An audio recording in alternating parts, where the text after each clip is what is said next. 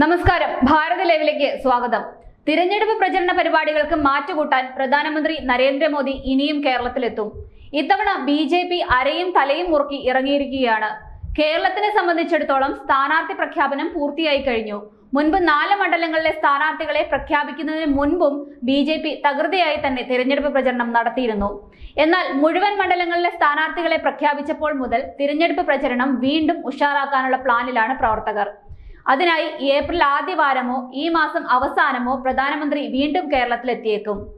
തിരുവനന്തപുരം, തൃശൂർ, കോഴിക്കോട് മണ്ഡലങ്ങളിലെ സ്ഥാനാർത്ഥികളുടെ പ്രചരണത്തിന് വേണ്ടിയാവും മോദി കേരളത്തിലെത്തുന്നത്.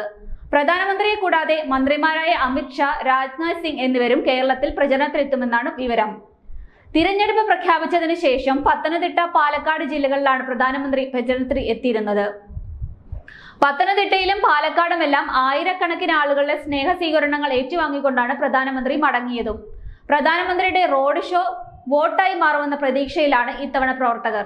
ഈ തിരഞ്ഞെടുപ്പിൽ പ്രചരണത്തിനായി ആദ്യം കേരളത്തിൽ നിന്ന് തിരഞ്ഞെടുത്തത് പാലക്കാടിനെ ആയിരുന്നു. കൃത്യമായ പ്രവർത്തനങ്ങളിലൂടെ വോട്ട് വർദ്ധിപ്പിക്കാൻ സാധിക്കുന്നു എന്നതാണ് പാലക്കാടിനെ എ ക്ലാസ് മണ്ഡലം എന്ന് വിലയിരുത്താൻ കാരണവും. പാലക്കാട് മാത്രമല്ല, അനിൽ ആന്റണി മത്സരിക്കുന്ന പത്തനംതിട്ടയിലും സുരേഷ് ഗോപി മത്സരിക്കുന്ന തൃശൂരുമെല്ലാം ആവേശത്തിരയൊഴുക്കാൻ പ്രധാനമന്ത്രിയുടെ പ്രചരണ പരിപാടികൾ കൊണ്ട് കഴിഞ്ഞിട്ടുണ്ട്. ലോക്സഭാ തെരഞ്ഞെടുപ്പിൽ ഇത്തവണ കേരളത്തിൽ അക്കൗണ്ട് തുറക്കുമെന്ന ആത്മവിശ്വാസത്തിലാണ് ബി.ജെ.പി. സ്ഥാനാർത്ഥി പട്ടിക പുറത്തു വന്നതോടുകൂടി സംസ്ഥാനത്ത് ശക്തമായ മത്സരം നടക്കുമെന്നാണ് ഉറപ്പ്. ഇത്തവണ കരുത്തുറ്റ നേതാക്കളെയാണ് ബി.ജെ.പി. മത്സര രംഗത്ത് ഇറക്കിയിരിക്കുന്നതും.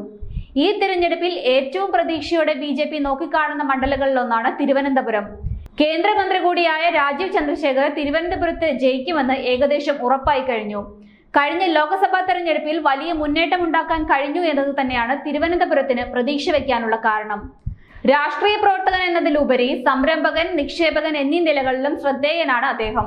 അതോടൊപ്പം പത്തനംതിട്ടയിൽ വിജയം ഉറപ്പാക്കുക എന്ന ലക്ഷ്യം മുന്നോട്ട് വെച്ചാണ് അനിൽ ആന്റണിയെ രംഗത്തിറക്കിയത്.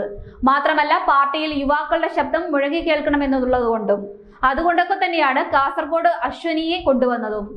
2019 ലോക്സഭാ തെരഞ്ഞെടുപ്പിനേക്കാൾ കൂടുതൽ ആവേശം ഇത്തവണ കേരളത്തിലെ ബി.ജെ.പി. നേതാക്കൾക്കും പ്രവർത്തകർക്കിടയിലും കാണാൻ സാധിക്കുന്നുണ്ട്. ഇത്തവണ 400-ലധികം സീറ്റുകളിൽ വിജയമുണ്ടാവുമെന്ന് തന്നെയാണ് പ്രതീക്ഷയും. കേരളത്തിന്റെ സ്വപ്നങ്ങളെല്ലാം സഫലമാക്കുമെന്ന് പ്രധാനമന്ത്രി നരേന്ദ്രമോദി ജനങ്ങൾക്ക് ഉറപ്പു നൽകി കഴിഞ്ഞു.